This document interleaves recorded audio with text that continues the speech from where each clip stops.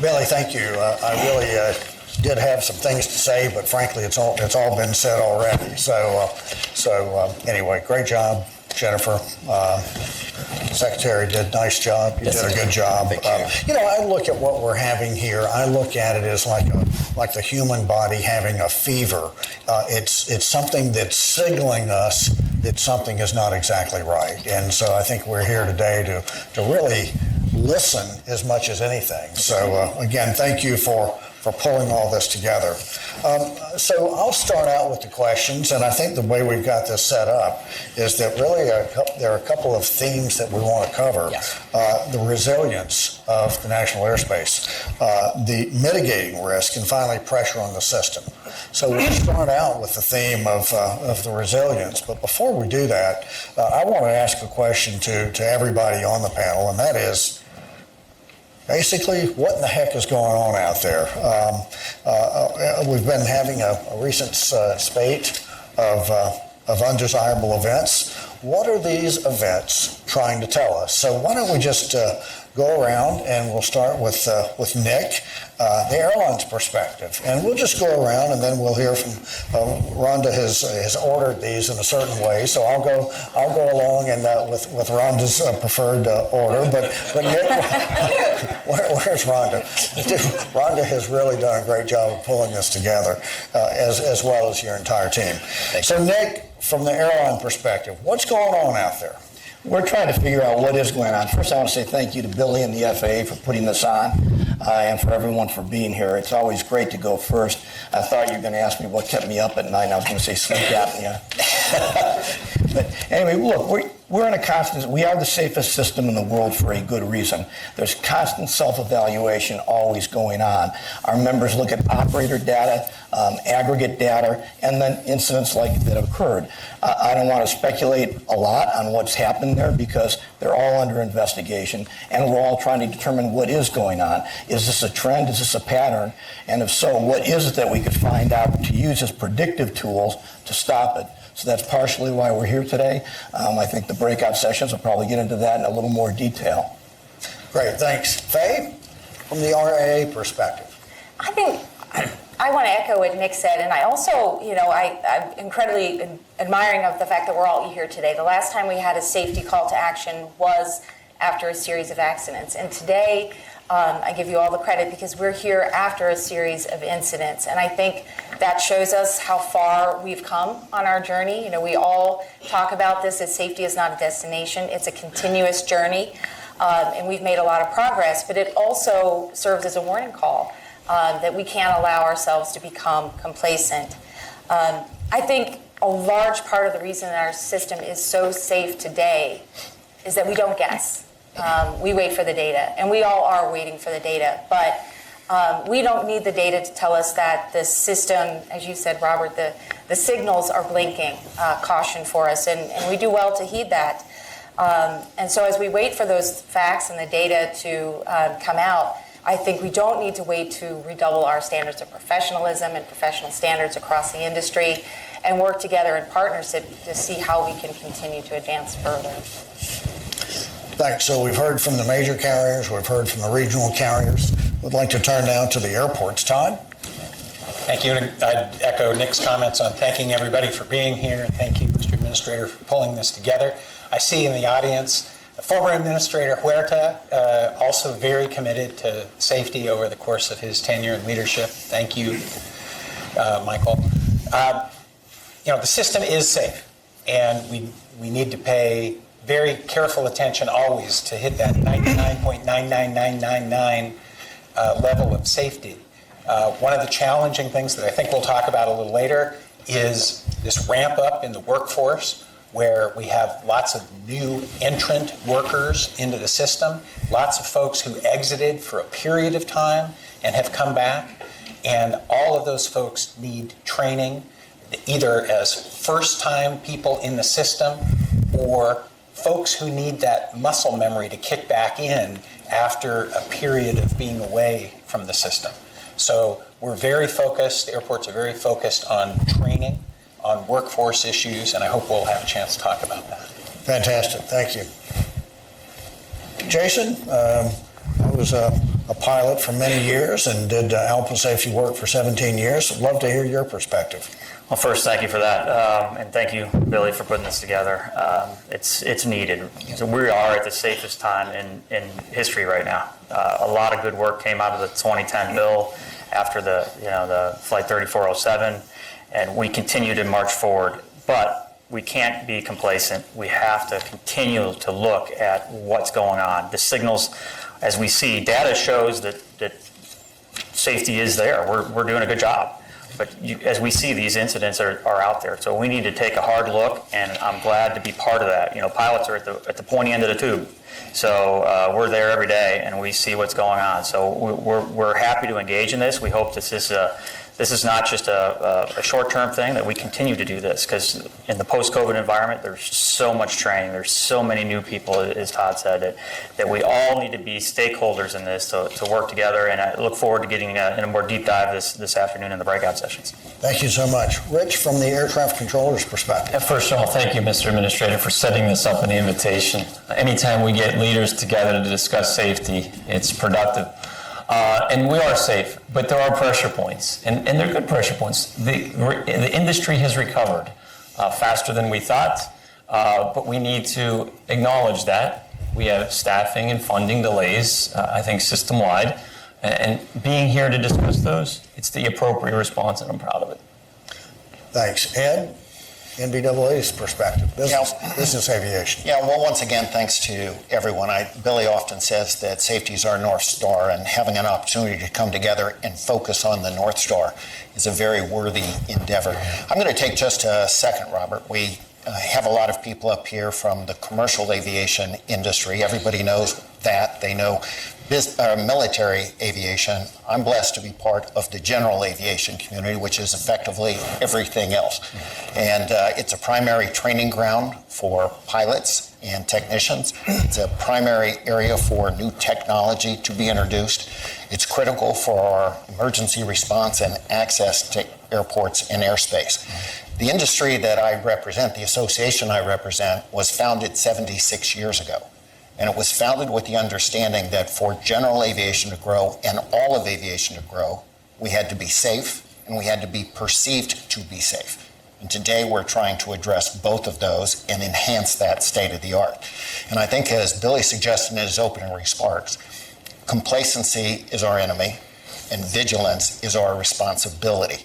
We have lots of layers of safety, lots of layers of redundancy. And sometimes those layers of redundancy can allow someone to say, it's all okay, I can relax. That's not the way we are. We've got to be vigilant. Today is a call to vigilance, and I really am happy to be able to participate in it. Thank you. Thank you all. Runway incursions, that's runway safety. That's what's gotten us here today.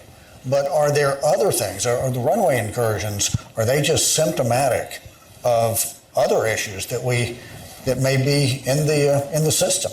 Any thoughts on that? Are there other things that we need to be paying attention to?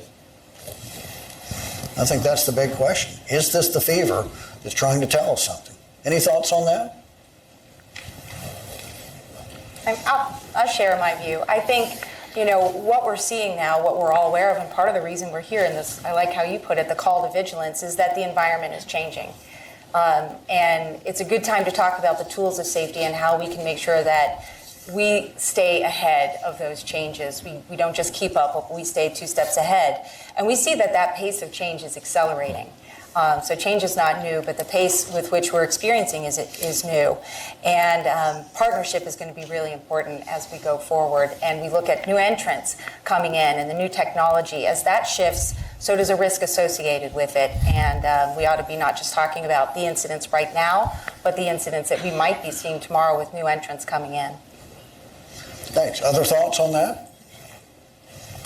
Why don't we switch to the topic of, we did say the first topic would really be resiliency of the National Airspace System. And so, Rich, I'm going to ask you this, and Ed as well. When we speak about resilience, we mean the ability of a system to continue functioning or to return to functioning when faced with adversity or disruptions. So what actions can we as an industry take to ensure the continued safety and resiliency of the system? Oh, thank you. Unfortunately, we have a staffing issue right now as air traffic controllers. We are 1,200 certified professional controllers less now than we were 10 years ago. When you have less eyes, when you have less positions open, that demands a reduction of efficiency to contest the safety risks that are introduced. It's time for us to accurately and adequately staff the facilities so we can have that resiliency, we can keep the efficiencies, we can continue to provide the safest services to the users in this industry. Fortunately, Billy and Tim, we have a product in place right now that can fix that, permanent fix to the pendulum of staffing issues in the facilities. I'm proud to say that on a day-to-day basis, we provide industry the safest national airspace system. We can do that today. But with delivering, and we're on the cusp of delivering a new staffing model with new staffing numbers at the facility and a control and workforce plan that transparently reports what we need. We deliver that, and we can deliver all of the resiliency, all the efficiency, all the redundancy, and all the safety and margins that industry deserves. Thanks, Rich. Ed? Yeah, a remarkably resilient system that we have, and I agree completely with Rich about the importance of having proper staffing, full staffing. I also want to point out that part of resiliency is having redundancies.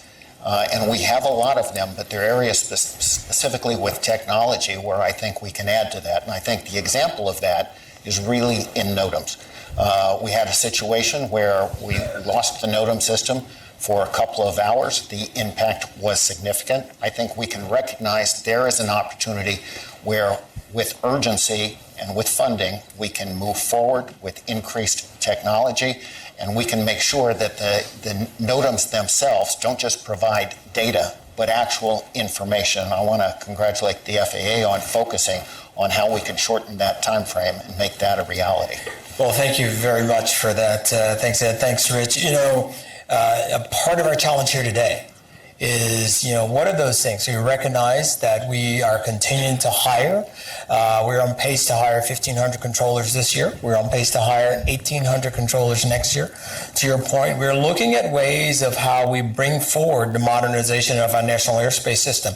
You've heard me say it in print, if you will. We manage essentially 3 national airspace systems. We have the legacy, which ushered in and gave us the jet age. We have what next gen has enabled us to do in terms of efficiency, from datacom to SWIM to ERAM and to all of the things that we have, and we continue to advance the calls of that. We've got thousands of systems within the agency, and to your point, right? So we've undertaken a role to say, how do we continue to evolve that? But looking to the more immediate, right? What can we, our talk this morning, how do we come away with 2 or 3 actionable steps, even while we stare into these other challenges that have been laid out for a couple of the opening comments? So let me turn to one of the most important contributors to the safety of our national airspace, and that's really our people. Be it our people at the FAA, the people in your organizations, the people across the industry, in airlines, airports, the federal government, in an industry that relies on experience to mitigate risk. How are we accounting for? Faye did a wonderful job of talking about how do we account for the pace of change, and which shows no signs of slowing down. So I'm going to turn for this question, starting with Faye, and then we'll go to Todd. We'll have Nick, and then we'll wrap it with Jason on this one. So what do you think when it comes to our people? That's a great question for me, because change and fresh faces are not new for regional aviation. That's been part of our reality for a long time. But again, the pace of that change has accelerated and amplified tremendously. And in a lot of work groups, what we're hearing from our carriers is that some of that attrition that we're seeing is stabilizing, particularly with flight attendants, airport agent, aircraft maintainers. The one area where we're seeing just a constant flow, and that's a good thing because it's career growth, is in the pilot workforce, and that will not slow anytime soon, with about half of our nation's qualified pilots facing their mandatory retirement within 15 years. We are going to be training and hiring tens of thousands of new pilots over the next 2 decades. And it is extremely, extremely important when we're doing this that we focus on building the right foundation from the start. I'm not going to get into qualification and some of the touchy issues that can be polarizing there, but even if we never talk about a single credit anywhere, we've got to look at the training that happens in the foundation and making sure that we have the right supplemental training, making sure that we have the right bridge programs, and making sure that we're not relying solely on flight hours as a proxy for experience, because that's not serving us well today.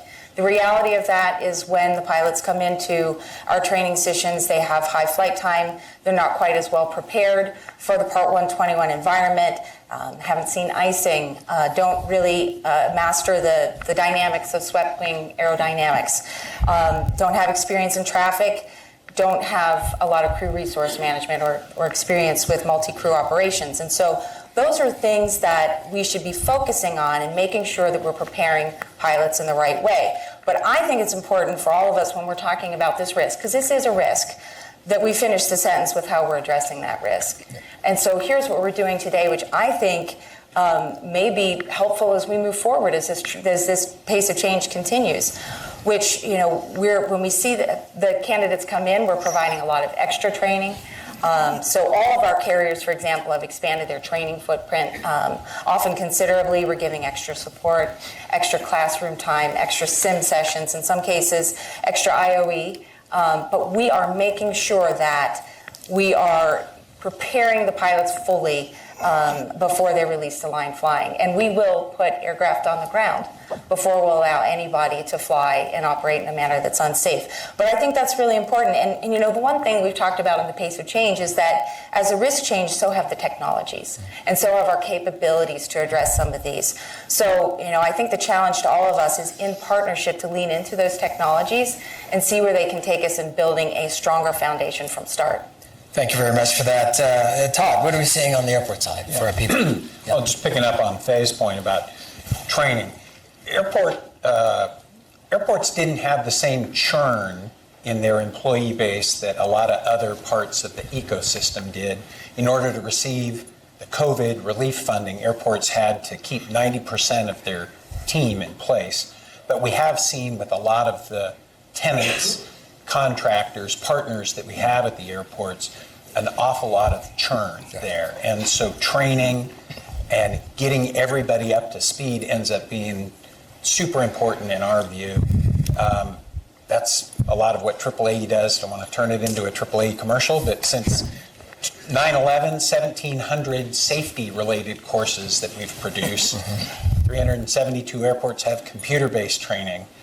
We have classroom training. It's impossible to overtrain in this environment, I would suggest. And making sure that people that are new to our arena, new to our ecosystem, are committed to that safety culture that all of us that have spent decades in it, are used to. We have to make sure that that is the North Star, that all of the folks coming in are really focused on. So for us, we really believe that training and looking at the composition of this new workforce is a really important piece to this puzzle. Thank you very much for that. Nick, your thoughts? Well, we worry about juniority. We've hired 100,000 new people. We find that we need more people, more employees now than we did pre-pandemic to cover the changing environment. And what the carriers are doing is training, and more training. And they're looking at their proficiency requirements for each and every job and making sure that the proficiency requirements meet the job and the new environment, and then putting people together with more experienced people, because experience does matter, as we all know. Here. Thank you. Thanks for that. And Jason, 6,000 to 7,000 people that you represent. Give us your thoughts. Well, it's not just new pilots. Yeah. It's new everybody. Controllers, flight attendants, ground people. So it's just in this post-COVID rapid recovery, there's just so much going on. And I'm very refreshed to hear all the emphasis on training, because I couldn't agree more. In this environment, when you have so many people, fast upgrades, you've got, new people flying with each other, more training, focused on making sure that these employees have the tools they need to go out there and keep the system. I mean, the system is safe. And the last thing we should be talking about is reducing any regulations or experience requirements. We should be talking about what can we do to add, not an equivalent level, but a better level of safety, and keep pushing that bar higher. But we just get people the tools they need. Mentoring.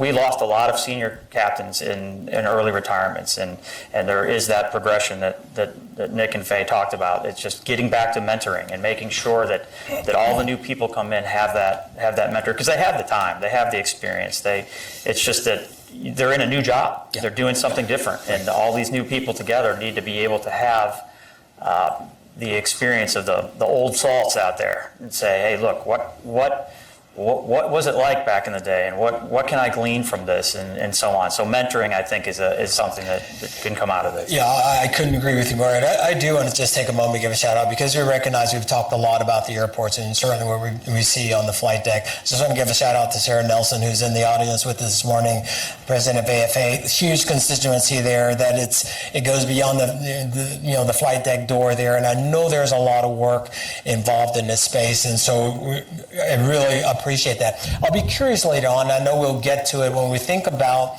the robustness of SMSs is out there for airports now. I know we got a later question on that, but as we think about it from this whole community perspective, I wonder how well the SMSs are capturing when we think about training, just the volume of data we have with our reporting programs, and if anything new that's telling us. So we talk a little bit about the resilience, and we think about that system. How well is it working? Certainly, key to that is our people. But going to the pressure. So I've heard newness. I've heard training. I heard post-pandemic, we've had some significant numbers of retirements. And so as the flying has come back with a vengeance, so to speak, and I think we're closing in on near 2019 numbers, at least the numbers I see virtually every morning when I come into the office. So we think of pressures on the system and how we as a community collectively take ownership of that and have an understanding about what the risk is to the system. My question, I'm going to go to Nick, and then we'll stick on this side with Nick and Jason, is people are flying again. We're back to those numbers, and maybe that comes with its own set of challenges. Are we putting too much demand on the system? And if so, what pressures are we putting on the system that we think might be reducing our safety margin? So, Nick, back to you. I don't think we're putting too much demand on the system. Right now, we are getting back to 2019 numbers, but we are flying 10% fewer flights a day than we did, and that's because we've had to adjust our schedules to meet the demand and make sure that we're not putting that demand or not putting too much demand on the system. I think that's important. We're going to continue to do that going forward in collaboration with you, which we do on a daily basis. I would like to make one more point, though, which kind of goes back to the resiliency. 17 organizations, including A4A and everybody on this stage, sent a letter to Congress last week saying that we needed to adequately fund the FAA. There needs to be funding for staffing. There needs to be funding for technology. And right now, we're not meeting that demand, and that's what we're going to have to do to modernize the airspace and meet all these new demands that are coming on, whether it be new entrants or old entrants. There's a lot that can be done. But, your budget can't be used almost solely for operations and Band-Aids. You've got to have more money, and Congress has to make that investment. Yeah. Thank you for that. I will say, on the Hill a couple of times, and Nick, you've been on the Hill many times. I took to heart that there's a level, there's an energy there about how we support and how we ensure that we continue the journey of modernization, that we, the agency, have the tools we need, and collectively we can all meet the demands. I know the industry continues to invest billions and billions of dollars. We're doing our side, and having that consistent, stable funding is important to us. Jason. So in the recovery, no one forecasted the recovery being quite so fast. So the airlines, in my opinion, brought flying back too fast. But so we saw a lot of cancellations. My carrier was part of it. Other carriers have been part of that. There was bringing it back because there's such a training backlog. Airlines displace pilots, and it takes a long time to train a pilot for a reason. Every time we switch seat, it's a lengthy process, or aircraft. It creates a delay. And not knowing when the recovery is going to happen, airlines displace pilots, and now it's going back the other direction. I mean, there are more pilots than ever, especially at the largest airlines. but we're not operating them out of flights because of all that training backlog. So that puts a stress on the system. But I also add that distractions are putting a stress on this system. So we're dealing with all the new people. We're dealing with getting people back in the seats where they need to be. But then distractions like 5G, right? So pilots are dealing with, am I going to be able to shoot this approach at this airport? We're dealing with stuff like that. The NOTAM issue. Dealing with any number of other things that are not having enough technology. We talk about technology. Jennifer spoke about getting these things in place at airports. Some airports have the protection systems to back us up. Pilots love technology. Nothing replaces two well-trained pilots in the cockpit at all times, at a minimum. But we need that technology to help us make sure that you don't blunder across a runway. There's a lot of distractions out there in our business. Sometimes it's something as simple as an airline changes a procedure and does it via memo. So you're trying to incorporate that at the same time you're doing whatever else you need to be doing in the course of the day. So it just, with everything going on at one time and its massive recovery, it's just that's part of the breakouts. I think we'll be focusing on how can we try to minimize some of these distractions and get back to focusing on the task at hand. Well, I really appreciate that, and I think that's a very salient point. Having spent time myself at 3 different airlines, both here and international, and distraction sometimes is key. How do we manage our way through that? And we've talked, this incredible period of change, but the constant, I think we can admit, has always been strong professionals. That checklist, that procedural mentality that we know, the old adage for pilots is where am I going and how do I get there, and what might be in between me and there. So there are lots of things. So I really, really appreciate the point. So Robert, back to you. Yeah, thanks so much. Rich, I'd like to ask you this, and Todd, you as well. How can airport investment in airport and air traffic infrastructure play a role in increasing the industry safety record? Yeah, well, I think Nick and Jason just hit it right on the head. We need tools, we need technology, and we need funding.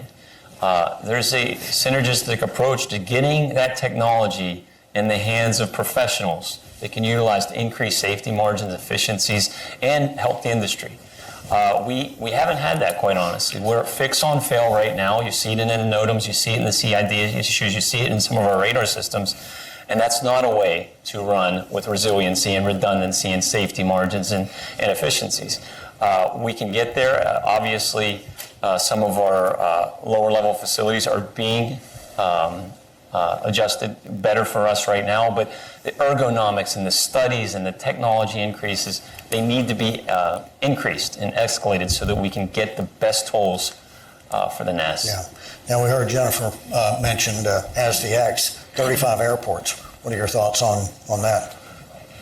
There's 35 airports, but I believe there's no parts to replace broken. So they're in 35 airports, but we have airports right now that don't have a serviced ASDX because we cannot fix them. The fix on fail doesn't even work there because they're not supported anymore. We need new systems, new funding, new technologies. Thank you. Yes. So, Todd? Well, I agree with what Rich said and what Nick said earlier about the need for funding. As it relates to airports and on the ground, FAA has basically 4 kind of buckets of money for airport projects: safety, security, capacity, and noise projects. Safety, having always been and will be the number 1 priority for the FAA in terms of funding projects. Critically important, whether that's new runways and new taxiways or rehabbing runways and taxiways, whether that's dealing with deconflicting aircraft and ground vehicle movements, dealing with reconfiguring geometry so that you have less runway incursions in the airfield. All of those things are absolutely critical to be funded. And the challenge that we habitually face is that the needs in the system are so much greater than what the federal government has been able to support. Even with the new stream of funding that's come in from the infrastructure bill, inflation has eaten away at that.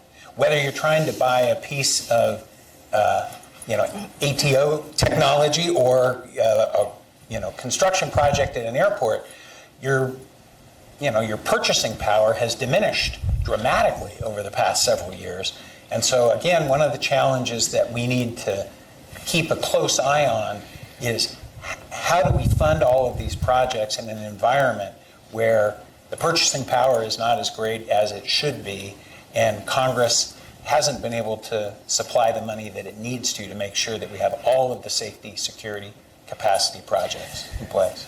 So if what I would add, I want to bring us back sort of to the immediate, right? If you look at these 6 events that the chair spoke to, right? None of those are really related to immediate funding, right? You've got 2 trained pilots on the flight deck. You've got two airplanes that take off without a clearance. You have people that verifying what runway am I turning on, right? Is that a basic blocking and tackling? Is that a fundamental?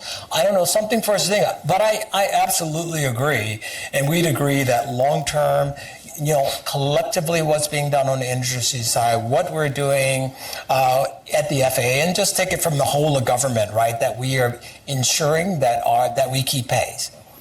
We're incredibly complex, and there's no place in the world. The next closest, if you just look at it from an air navigation provider, the next closest is Nav Canada, and they're a tenth our size.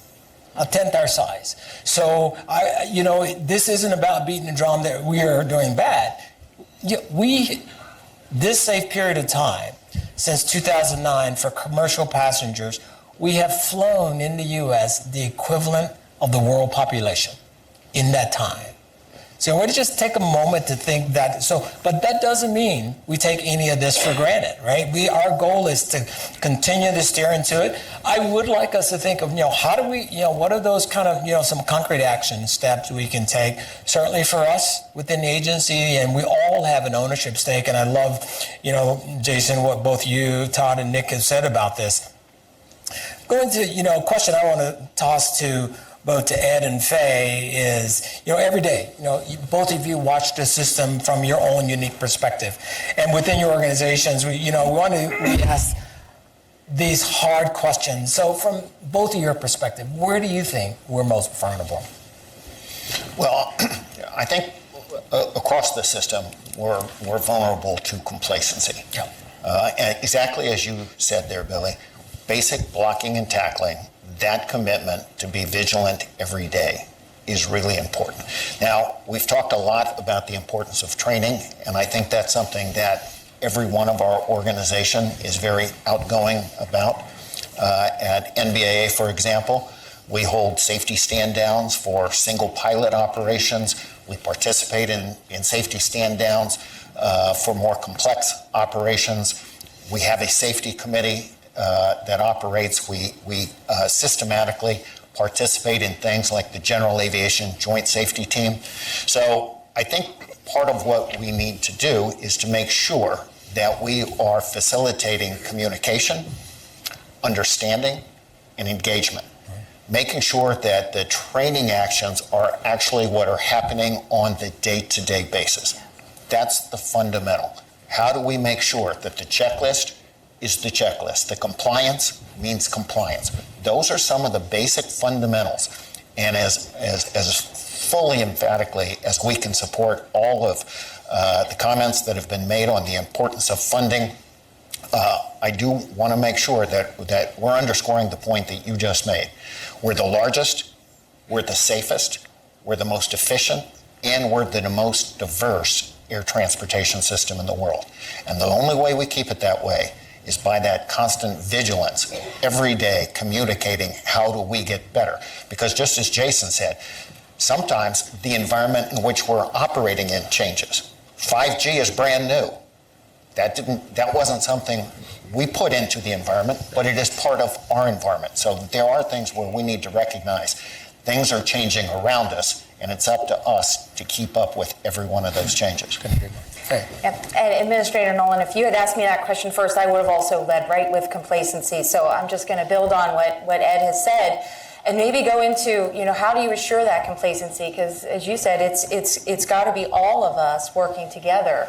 And the safer our system gets, the more seductive it is to think we're safe enough and we've reached our destination. So how do you continuously focus on, how do you avoid thinking that what seems safe may not be? And as Chair Hamady said, the absence of accidents is not necessarily the presence of safety.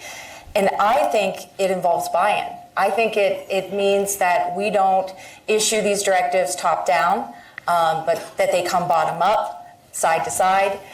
They've got to be embedded throughout the entire culture of an organization so that every professional, from the trade association executives to the leaders of our organizations down to the frontline employees, understand that the safety of the system is in their hands. It's in all of our hands. Yep.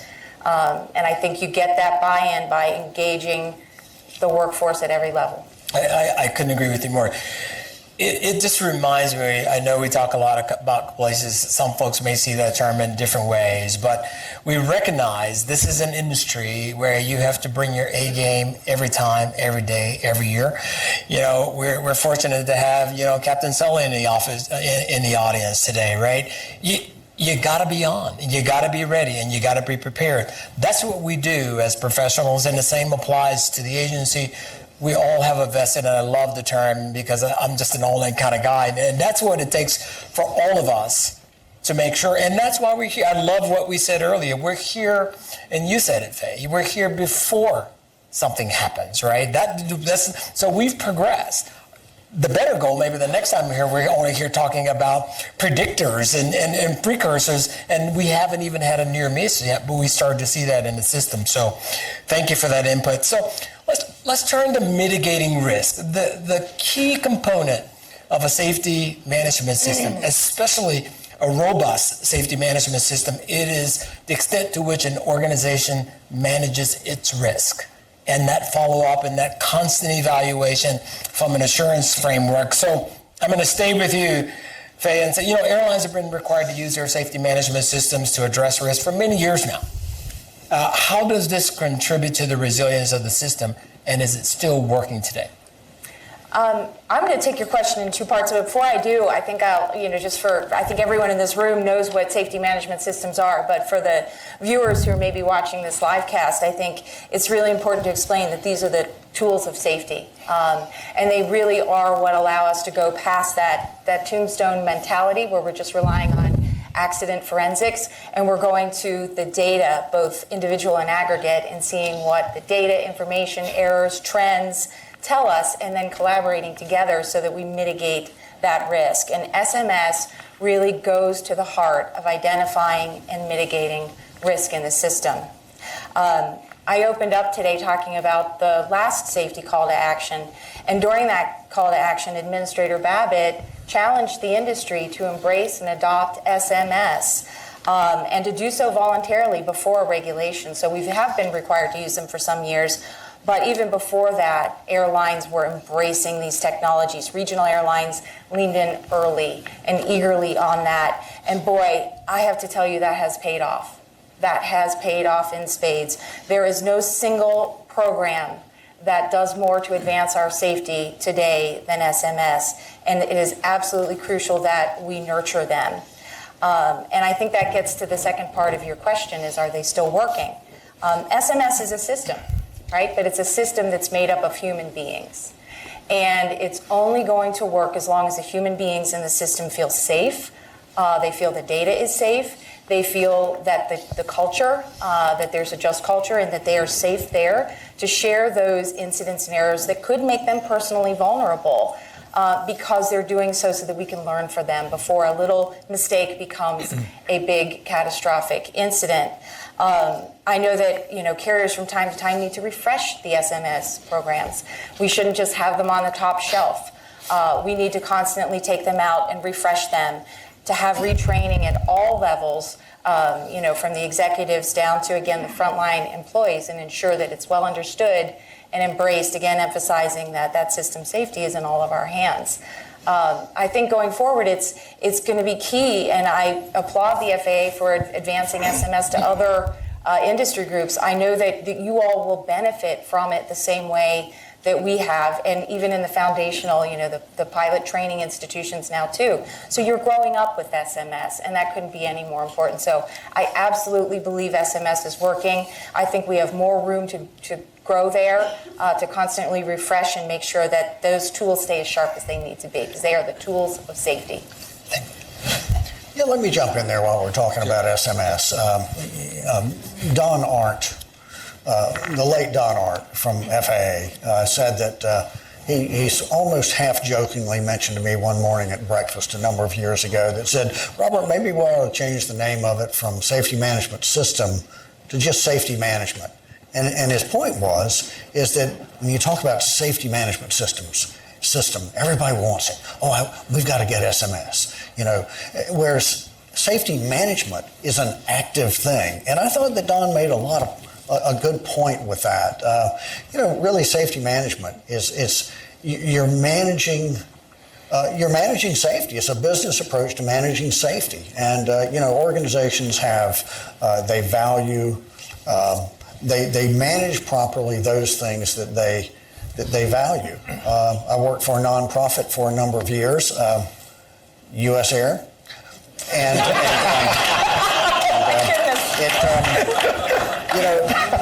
Unintentional nonprofit, and a nonprofit nonetheless. Most people value safety, so therefore value finances. So they put in place mechanisms to manage finances. And why do they do that? Because finances are important to them. They have a chief financial officer. They audit. They have internal audits and external audits. They have procedures in place that they're always very dogmatic about following. And why do they do that? Well, because finances are important to them. So if safety is important to organizations, they should be actively managing safety in the same sense. A chief safety a chief safety officer, internal audits, external audits, procedures, policies, and guidelines that you are constantly following, assessing the things that can be damaging to the organization. So I'm a big proponent of SMS, and so just think of it as a business approach to managing safety. It's an active thing that we're doing. It's not something that we have. So I just wanted to jump in there with that. Well, thank you for that. Some great points there. So Todd, for for airports, we've just rolled out, of course, SMS for airports. So as you think about, as that starts to proliferate across airports, you've got, of course, airlines point to some of which a decade on now have had their SMSs going strong. How do you see it playing out in airports, and what tools are you helping to help your members get up to speed? Right. So you did, in fact, roll out a rule last month, but it's not a new issue for airports. There's a number of airports that have voluntarily put SMS in place. San Francisco, Seattle, Minneapolis, Atlanta, Sacramento, there are other airports. But now we're going to scale that across the system. And that's going to be very beneficial for all of the reasons that Faye gave such an articulate answer on. So I think it's very beneficial that we're going to have this expansion across many of the airports in the system. In terms of what are we doing to help on that, again, we've been teaching courses on airport SMS for a number of years, and then our sister organization, ACI-NA, and AAAE in the late Q3, early Q4 of this year will hold an SMS conference with, I hope, the active participation of the FAA to try and really help educate airports across the system about embracing this and effectively running with it. And I can't help myself. I just worry a little bit about your story. I'm not sure we would want to go with aviation S&M. I don't think that one's going to work. So I think we need to stick with SNS. Okay, very good. Fair enough. Thanks for that, Todd. Ed, turning to you, I'm mindful, one of the things, our goal is to be able to cover the entire aviation ecosystem with SMSs, right? So now, of course, we've got the rule, we're working through the NPRM process. Notice a proposed rulemaking for charter operators, for air tour operators, for manufacturers. How do you see this playing out in the business and general aviation safety? Well, I want to underscore SMS is a great safety tool. And it's one that has been embraced by our industry for a long time. There's an international standard for business aviation operations that we are enthusiastic about. SMS is a great safety tool, but it is in every case, the tool needs to be sized to recognize the challenge. A saw is a great cutting tool, and a scalpel is a great cutting tool. They're not interchangeable. So as we look through what we're trying to accomplish, and I think Robert was really good about pointing out this has got to be a living, breathing part of everybody's life. So getting the rule right, allowing it to scale for the diversity of operations is really important.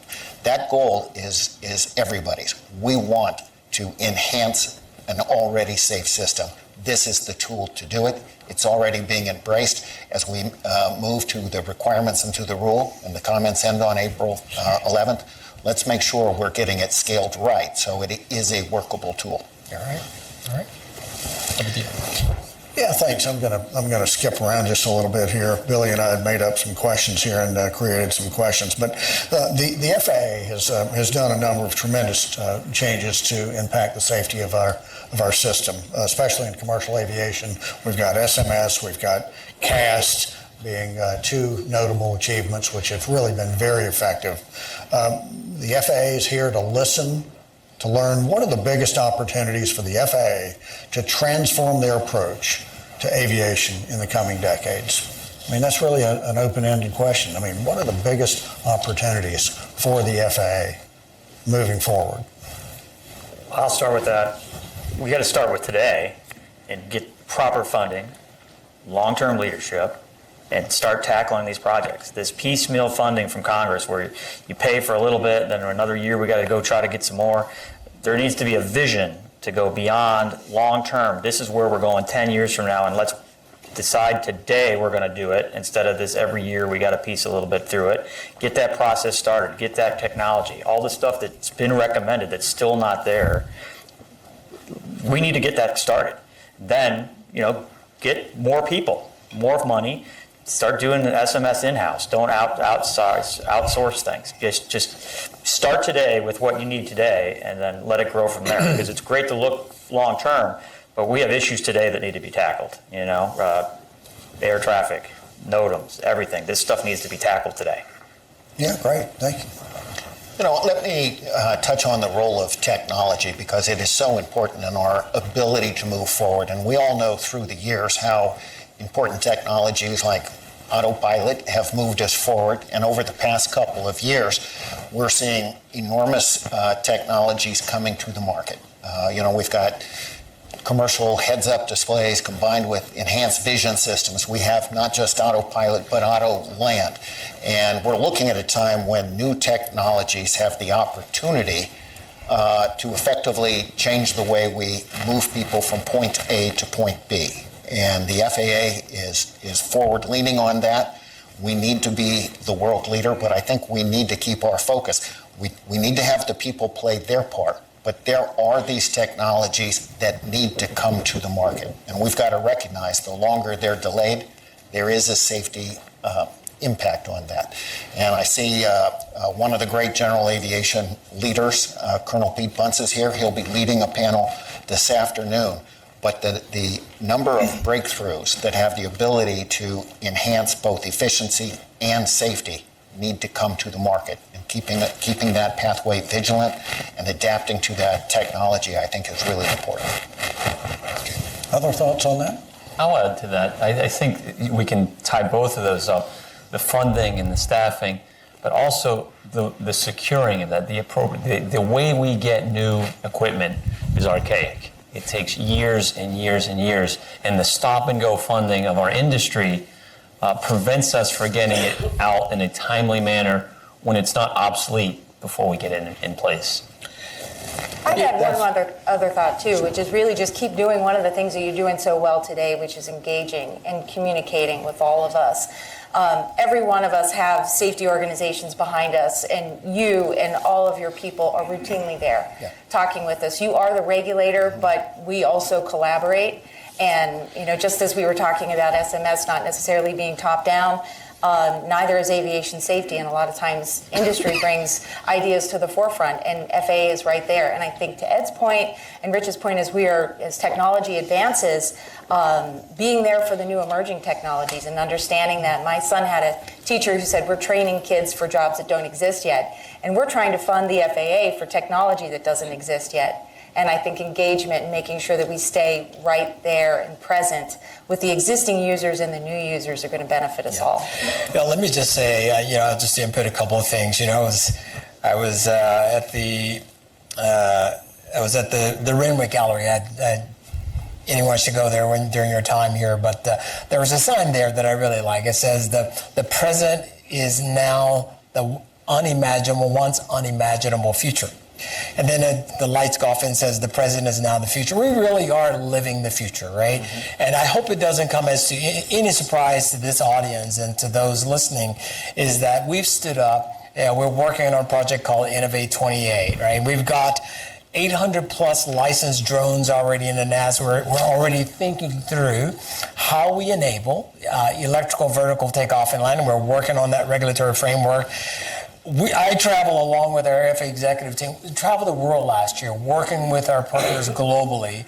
And certainly for most of them, we are still that bright shining star on a hill, right? Because the rate and the pace in which we move, our ability to work together, recognizing some of the constraints we were talking about, SMS, getting the technology, getting it right. We've got an incredible, setup at the William J. Hughes, the Technical Center in Atlantic City. The work there, but it doesn't mean we take any of that for granted. I absolutely agree on ensuring that our funding is consistent, and thank you, Faye, for that, because it is our ability to collectively work together, right? Which is why we say, let's have good conversation. Let's have uncomfortable conversation and figure out, what are the pain points. And yet I want to bring us back again to the immediacy, right? Part of this challenge today was, what are we seeing here recently, just sort of year to date? I know the chair spoke about some events last year. There's an immediate piece here, which I think, lots of us have kind of talked about, and in terms of where we go. I tell you, we within the agency really appreciate the work and the efforts and the input of the global community, because not only does it keep us as honest brokers, but it helps all of us do this job and continue to move forward where we need to. So I couldn't agree with you more. Thanks. Billy, it's noon. Do you want to start wrapping it up, or do you have I questions? think this last one here, we've talked a lot, and if everyone sort of think about what we've said today, I'd like to get sort of closing thoughts from each of our panelists. And when you think about what's important to your community of interest, I know you've already talked about some of them. You've talked about what are the things that we can collectively do to assist the FAA, not only in our ability to identify first. Our goal is to move to fully predictive. I mean fully. I'd love to get to a point where you say, you know what, this becomes an academic exercise. But today is not. It is not an academic exercise. 6 near misses. Right? I just want to press the point. 6 near misses. Any one. So we have taken these 6 near misses and treated it as if they had happened. And that's why we're here today, and that's really what makes us a resilient system. So, Faye, why don't we start with you? We'll go around and just closing thoughts on what you see, what you hope to take away, not only from today, but maybe from your constituency. What are the steps that we truly can do now and in the near term? And I know we're going to explore that more in the breakout sessions. I think that's a perfect tee up, because I really do think this is a start. And you said it's not an academic. It's not an academic program. This is something that we really have to take back and meaningfully embed. I think, we should see strong participation, not just in the breakout sessions. We should be meeting again. We should be bringing teams together again from the bottom to the top to the bottom, ensuring that the frontline workers are connecting with their safety executives and the top of the airlines and throughout the industry, and collaborating and coming back and sharing what we've done before, and not just through SMS, but through the other data sharing programs that we have set up. I loved in your call to action, Administrator Nolan, when you said we were going to be leaning hard into ASIAS and that CAST would be tasked with this. Can't think of 2 better programs and organizations to help lead us forward, but there are others too. InfoShare, WATS, the World Airline Training Symposium. There are other places where we all come together to talk about some of these pressing issues, and I just would encourage all of us, and I think we're all very committed to this, participating fully and bringing our subject matter experts to participate fully and working as partners on these issues that we have started to identify and will keep identifying and moving forward. Thank you very much. Ed. Collaboration. We have got to have strong communication, coordination, engagement. Safety is an industry responsibility, an FAA responsibility. Certainly the legislature, the public, all of us need to be working together, because having a safe, efficient, diverse air transportation system, it's important for our economy, it's important for our point in the global environment. We need to be leaders, and we're only going to be able to lead if we understand each other and we work together on that common goal. We've got to be safe, and we've got to be perceived to be safe. Thank you, sir.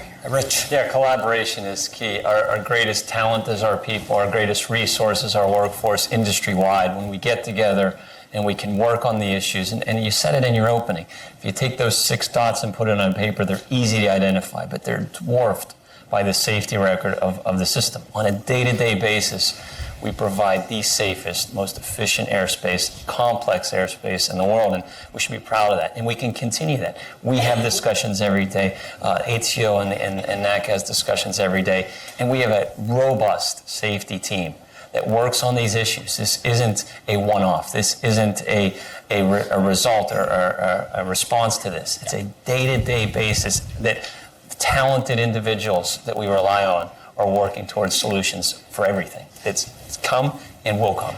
Thank you very much. Appreciate that.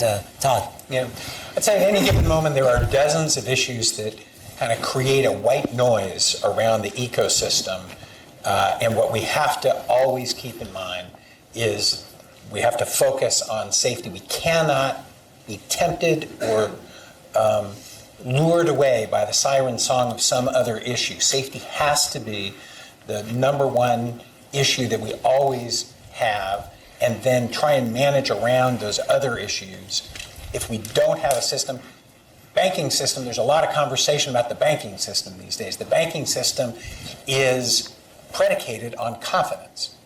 And our system, our aviation system, is predicated on confidence. We have to make sure that the traveling public understands that our system is the safest in the world and feels confident getting on and off those planes every day. Thank you, sir. Nick. I don't want to repeat what everybody said, but I will repeat a little bit. We do have the best system in the world. Everybody works hard at it. We need to keep it that way, and we can't rely on the past for our future. And I think we need to bring a sense of urgency at all levels to staffing, to funding, to convey to the public that, really, you're safer getting on an airplane than you are walking out your front door. I mean, statistically, by far. And that's something that I think we can all work together on. I like Faye's notion of collaboration and the dedication of the employees. If I can be permitted one anecdote, I was on a flight a couple weeks ago that was delayed 2 hours. And that was because somebody found a screw that had come loose. And the maintenance people had to get there, they had to fix it, they had to make a report on it, and the pilot was great about explaining all this to everybody sitting on the plane. And then the paperwork had to be cleared to make sure it was right. There's a lot of redundancy in that. That's why we are what we are, and we have to keep the urgency to that every day. Great. Thank you, sir. Jason. Could say you had a screw loose. I'm going to pay for that later, aren't I? You are. Yes, you are. So I was afraid you think I was talking about you. There you go. Yeah, obviously safety, right? We are. This is not meant to bring everybody down. We're at the safest point in history, but we have to be vigilant. We've heard a lot of good words, buzzwords here. It starts with not, allowing any changes or lowering of standards. We need to figure out how we enhance safety. And as we get into these breakouts and our subject matter experts dive into this, I think that we have an excellent group here, and there's no sacred cows. We're going to look at this stuff and figure out if there is something that we can do, we're going to do it. And thank you again for this. Let's continue the dialogue and keep this as an ongoing thing, because obviously, we've talked a lot here about what's going on and all the new people, and this is good. Thank you very much. So Brad Mims, our Deputy Administrator, is making his way to the stage there. No, go ahead. I wanted to wrap up by asking you a question. Okay, very good. Go ahead. Yeah, thanks. Yeah, you never know what's coming out of my mouth. So, Billy, I appreciate that you said It's not an academic exercise. And I think people want to know, how committed are you and the FAA, how committed are you for taking the information that we're gleaning today and trying to further improve our system? Well, let me just say on behalf of the 45,000 men and women, professionals who make up the FAA, we are as committed as any federal agency get. We're considered by all accounts to be one of the most admired agencies in the federal government. And it's because we wake up every morning. I'm usually to the office about 6 o'clock every morning. And it's because we wake up every day and recognize that the work we do is the work of ensuring first the safety and then the efficiency of our national airspace system, never taking it for granted, and realize there's a lot to be learned. We appreciate the officers, the chorus of support around ensuring that we have the funding, that we're moving forward. I take to heart. Quick anecdote, Nick shared. I was going up the elevator this morning. A couple of folks. One lady had been an FAA for 42 years. Another gentleman had been there 37. They said, "Wow, really appreciate the work you're doing. Hopefully you're representing us well." We are here, first and foremost as partners, and first and second as servants, to deliver for the flying public. We are absolutely committed to it. Great. Thank you so much. Thank you very much. And with that, could we just give a round of applause to these really great panelists?